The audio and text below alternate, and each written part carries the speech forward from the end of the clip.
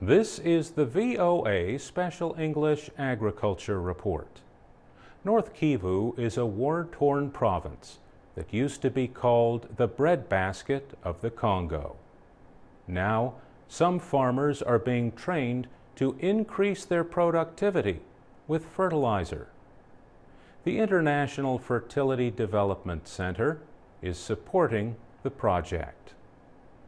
The IFDC is a nonprofit group based in the United States.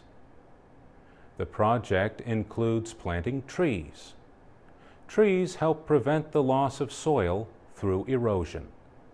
They also provide charcoal for fuel, and they provide fertilizer in the form of leaves. Other farmers are experimenting with chemical fertilizer. The farmers use a mixture of chemical and organic fertilizer. They also use improved seed. They say they have succeeded in growing 3 or 4 times as much maize, rice, beans, and potatoes. The fertilizer costs around $1.30 a kilo.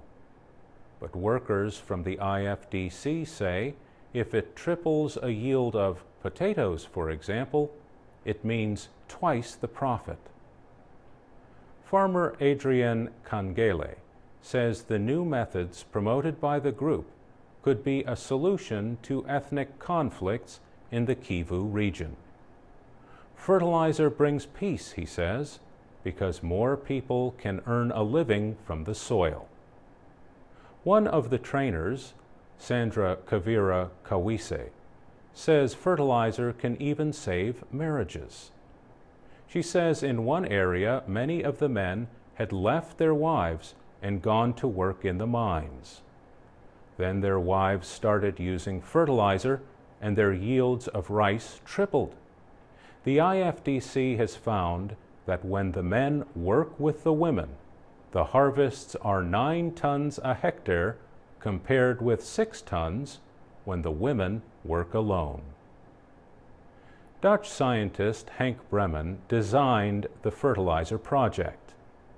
He says the Democratic Republic of Congo uses less chemical fertilizer per hectare than any other country.